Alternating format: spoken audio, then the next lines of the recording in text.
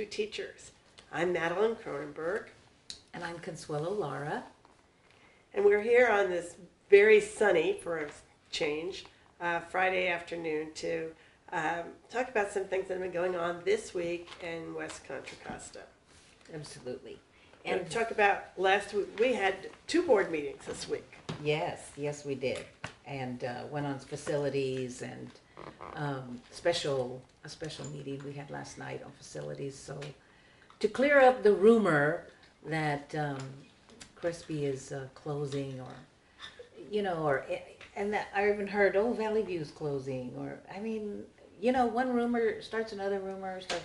So it's really important for all of us to be careful what we say to people, and that it's truthful, and we know what we're talking about, and we don't incite, confusion, so that more of these rumors start. But Crispy's not closing, and I just thought the presentation last night was really thorough. It was, gave really great background.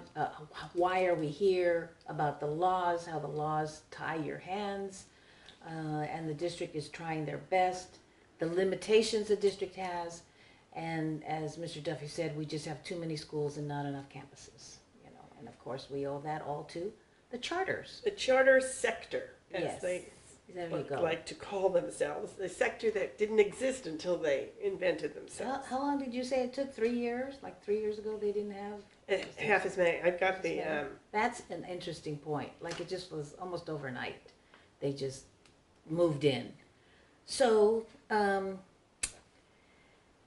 we talked about that. And that was basically it. And the parents really want their schools to stay open and to stay thriving. Yeah. And I would say they're not charter friendly. The ones that went to that. Well, not who attended last night. At least the ones who attended, right. And I think everybody sees the writing on the wall because especially because of the legislation that's happening. And that's the way I feel. Okay, we are in a pinch this year. Maybe we'll be in a pinch next year, but it's gonna end, or at least it's gonna loosen up because of these bills. Well, I have hope. I have hope. As long as there's a bill that really supports it ending. I just looked at the numbers. In 13-14, we had 4 charter schools. In 14-15, we had 5. In 15-16, we had 8. Wow, they doubled. In 16-17, we had 9. And in 17-18, we have 14. Wow, yeah. So there you go. That was quick. So that's why there was never a conversation. We've had charter schools for a long time. Richmond Charter Prep, Manzanita have been a long time existing in the district, but the impact has only been in the last years when the charter sectors, when the industry has discovered us. They created a business model. They created a business model and they found some consumers. Yeah, it's totally a business model. Mm-hmm. You go to their board meetings, even Erminger and Don, who have gone, and they say they use the terminology of a business. I have to tell you, an interesting thing that I found is the leader of one of our schools, and I'll just say it, this is the fact, it's Caliber, right? So Caliber is one of our charter schools. And Mr. Beller, on his LinkedIn page, so obviously you'll know, Mr. Beller will know, I went and looked at his LinkedIn page. And on his LinkedIn page, so I would have thought he would have called himself a school leader or superintendent or, some term like that. He describes himself, however, much more thoughtfully and truthfully. He's listed as investor. Really? Yes.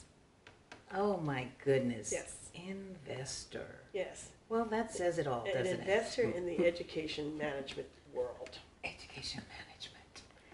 Oh my goodness. Right? This is not how we've looked at things in the past. Wow. Yeah. No. Right? But I'm sure that he's doing that because it is, first of all, he's being very honest, and to his peers in the education management community. He's another investor, and even in the other schools that he's run, he looks at himself as an investor. Mm. And that's where we got to focus our energy. We have to make sure that they can't make any more money off of public school. Right. That's what the point of the legislation that we need to put in place. So once they can't make money, they're gonna, it's going to change things. It's gonna change things, definitely. It's going to change. So let's talk for a minute about the legislation. Like I was telling you, I thought there was just 3 bills, one about the pause, another about the appeal process, and then about you can finally look at financial impact. But I was told there could be 7. Yes, there could be 7. Do you know which and ones I do, and those if we are? can get into my little list here, I will. Okay. Including, and then, no, I just thought yesterday's meeting was very well done. I thought Mr. Duffy did a good job in explaining the situation. It's a good PowerPoint, and I'll put the link to the PowerPoint, and I've already linked to the meeting because Mr. Gosney put it up. He recorded it and put it up, so I put it in.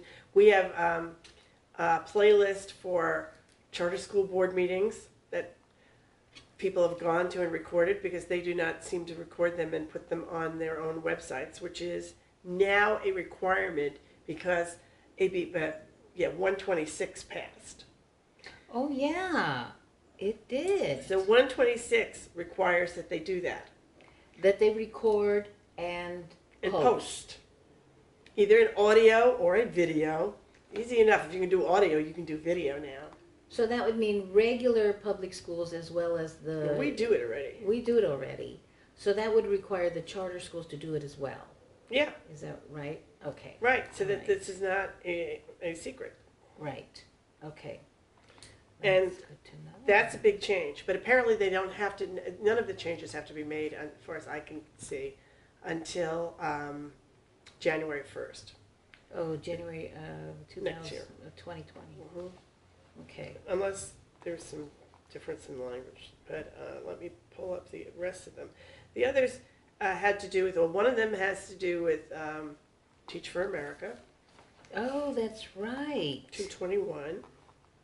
221. And that, there's a workshop, I believe, this week. This This week. week it's on the 13th. Well, that's not this week. It's Next next week. week. The 13th in Sacramento.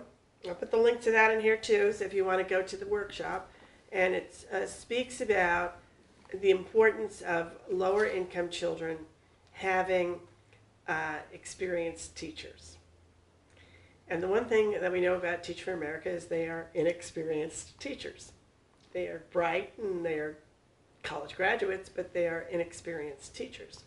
So this particular bill, which is authored by an assemblywoman who was a teacher, and she will be at the event in Sacramento talking about her bill, which says if a school has 40% of its children, that unless it needs to, she's trying to keep, if you have 40% or more of your children who are low income, you would not be eligible to have any Teach for America participants at your school.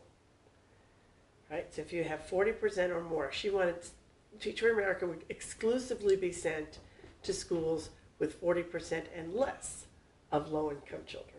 That's good. That's good. Doesn't it make sense? It says we want teachers who are skilled and experienced to be with our most needy students. That's right. So because they are the ones who need And it really makes sense. And I honestly think even in the Teach for America world, where I know everyone is, they're coming from the right place in their hearts. Oh, well, we want to go and do this good thing. It's like being in the Peace Corps. We're going to go do this good thing. But in their case, they're taking a job away from another person who would be able to do it better than them. And these kids don't get a chance to have another teacher for first grade. They have first grade with a person who's been trained for 5 weeks. That's not a fair thing for a child who's struggling with issues of poverty. And that's what this bill comes from. Now, I know it's going to be enormously controversial. Okay.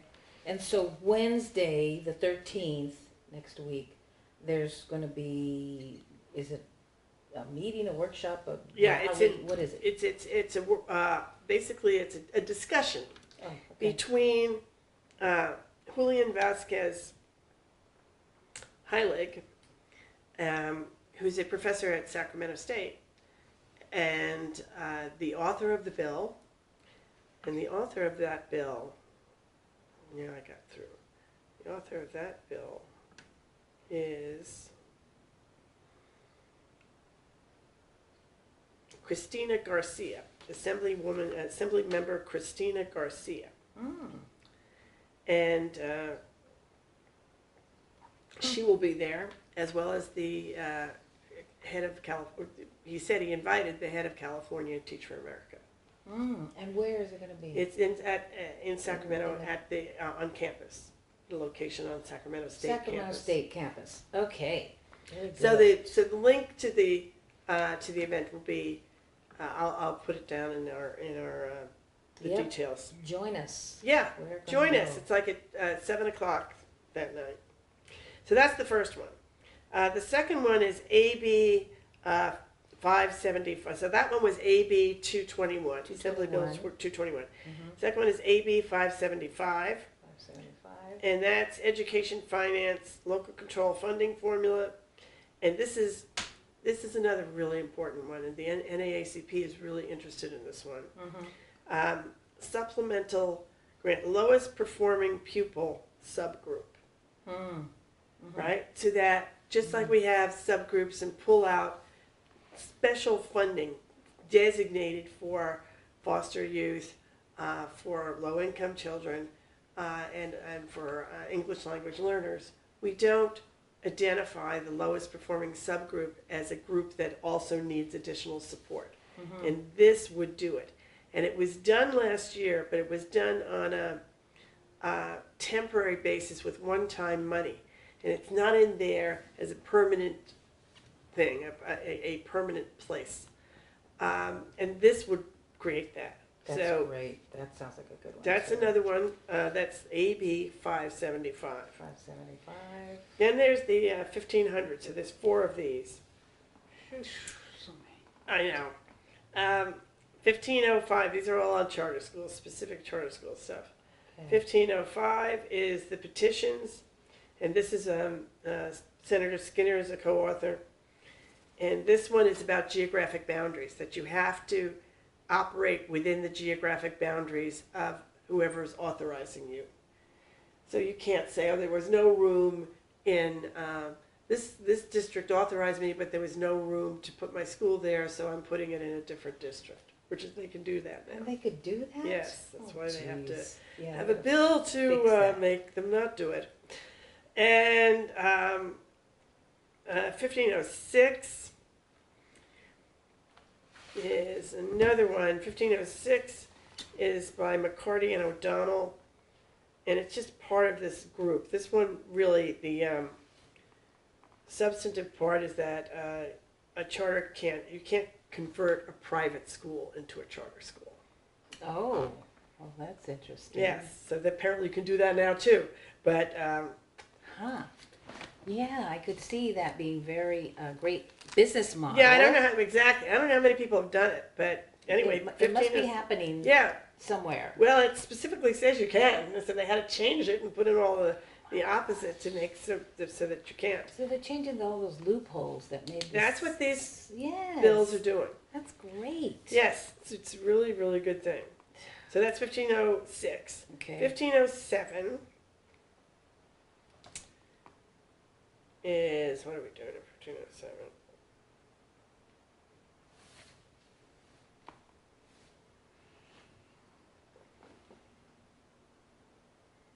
Oh, no, I'm sorry. 1507 was the one with the location, the geographic boundaries. What was Okay. 1505? So Okay. Locations. that's the locations. 1505 was, Well, that's good because if anybody in this area ever thought they might want to do that, now they can't. yeah, they absolutely can't. It protects. It's very much a protection. Oh, I'm sorry, the other one, 1505, was the appeals process. It eliminates the appeal process. Hallelujah. All right, so that's 1505, no appeal at all. That's it. That's it. You get one answer, yes Yep. or no. No means no. No means no. No means no. Okay. Now, the county board doesn't have to, Nope. County. they're out of the loop. Yeah. And the state board is out of the loop. Yeah, our friend Sarah will be happy with that. Yes, yes, she'd be very happy with that. Yeah. So that's. And you can't go to the state. You can't do any of that. Yep. Oh, that's awesome. 1508 is the one that adds in the other impacts. It'll let you look at academic, financial, and facilities impacts as a reason to deny. deny. Okay. That Okay. sounds good. That's that That's one. good. So yet to be seen what that mean, what all of those means. I feel very confident they're going to pass, you know, and what it's going to mean for our district. That's It's going to be very controversial. Next month, or probably next week now, the California Charter School Association is having its annual event in Sacramento, where all of its members and parents will be descending on the legislators. They're obviously aware of this, and they didn't take a position against AB 126. As a matter of fact, some of the people who normally they support co-authored, because they didn't tell you one thing about AB 126 passed and the governor literally signed it the day it passed. So that was very exciting. That one said that charter schools have to follow the Brown Act and the conflict of interest laws, but they were left one loophole. And that's the whatever in the compromise of putting the bill together. And the loophole was, unlike school boards, democratically elected school boards, you can be an employee and serve on the board. okay. That is still legal in charter land, even after AB 126. Okay. Well, I mean, then how are they defining conflict of interest? Yeah, exactly. Okay, that's not that. Yeah, needs to be cleared up. Yeah. Okay, we'll see how that. Yeah, exactly. implemented. And then there's one other one that SB 729 that gives an infusion of a whole bunch of extra money into LCFF. Oh, okay. Wow, that is a lot. It is, That's but great. that's good. Yeah, It's it's what we very need good. is to have a It's lot. Definitely. So what people have to do is follow these bills. I'll put the links in again at the bottom of the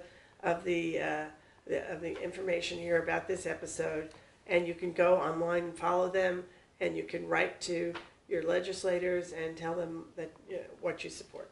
You don't necessarily have to write to the authors of the bills. You You write to your people who vote for you. And for us, that would be Nancy Skinner and Buffy Wicks. That's right. Those are the two people. That's right. You can email, you can call them.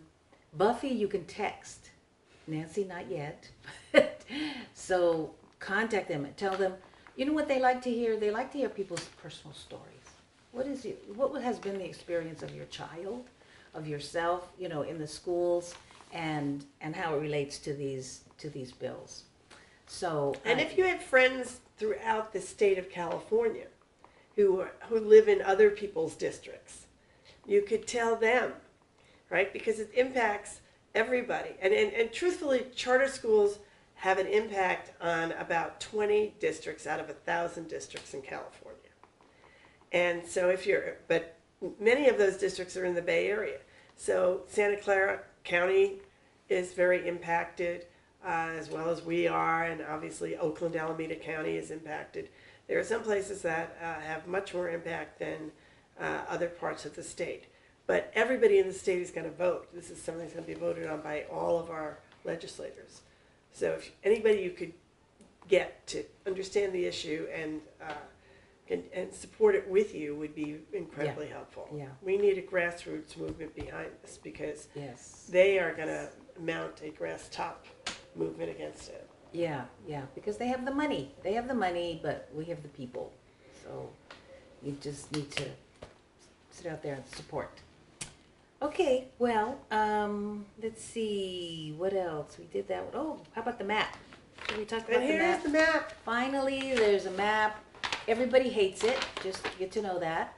And Except Mr. Rafferty, no, who was very fond of it. well, And what's not to love if you're Mr. Rafferty? after you get, I don't know, $300,000 or Mhm. whatever, and so yeah, and I'm in this purple area right here, so it's going to be my area in 2020.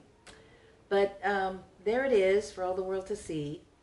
And there's also an interactive map where you could type in address, and then it'll pop up and tell you exactly where you live on the map. So, and I think you said you're going to put the link. I'll put the link in. on there, so Yeah. it goes directly to it. It's on the website of the district. Okay. And the Yeah. interesting thing about this is in 2020, in the last election, all the seats were all 2-year seats. In 2020, it's going to be a little different than that. What's going to happen instead is areas 4 and 5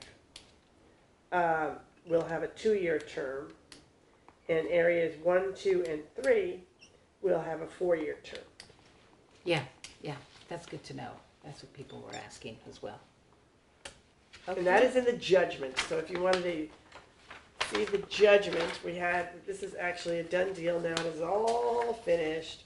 The judgment is done. The order is done. It is finished. And the reason I knew that, and nobody else has told you that, this is not a secret. It's right here in the judgment on page 8 of the stipulation and judgment. So this is not a rumor. No, This is the way this has really this happened. has really happened. Okay. All right. Well, I have a couple of things to announce. Some resolutions that I would like to put forward in the coming months or weeks. One is on art equity, so that all the children in the district get equal access to learning art. And I think this is really important for our students. It just art expression and what it can help you do. It can help you be more intelligent, help you learn better. It also is a way of healing people that go through trauma. I mean, there's just all kinds of benefits of knowing art. And as a teacher, there was never a kid that didn't love some kind of music. And we would write essays about music. Every child, never had a kid who said, I never listen to music, I don't know, you know. Every child in the world loves music.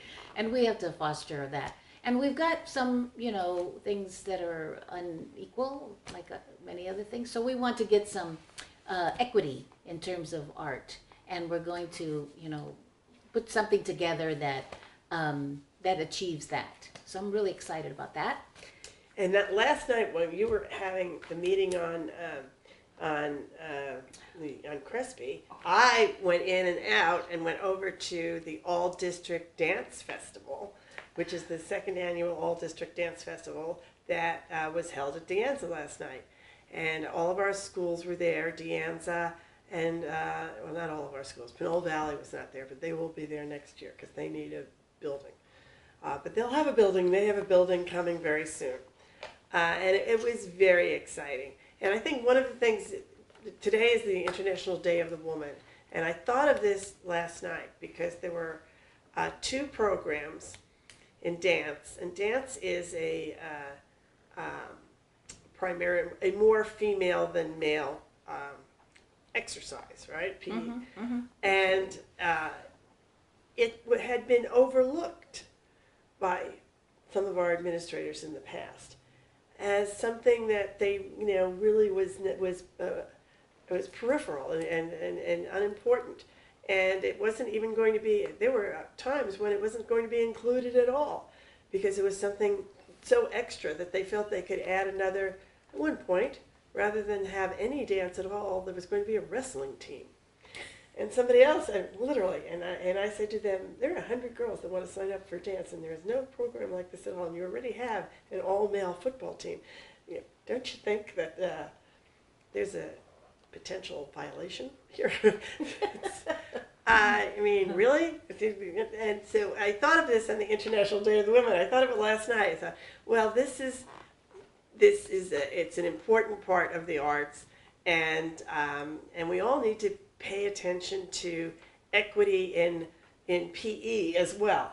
And when you have a number of types of sports that are single gender sports, then you need to make up for something. There has to be something else that makes up for that. And that is something that everyone in education needs to be aware of. And thank goodness we have Title IX for to make it clear that everybody does have to be aware of gender equity as well as everything else. But what happens is people are used to a sort of their own way of thinking, and it honestly, until I mentioned it, never occurred to some people. Well, hopefully those will be issues that we'll bring up Yes. in this resolution on art equity. So stay tuned for that one. And then I also have these visions about banning plastic water bottles in our district. And so we got to see, of course, what would the cost of that be? What would it look like? How would we implement it? But I think that's a good goal to have for the environment. And also salad bars at the schools.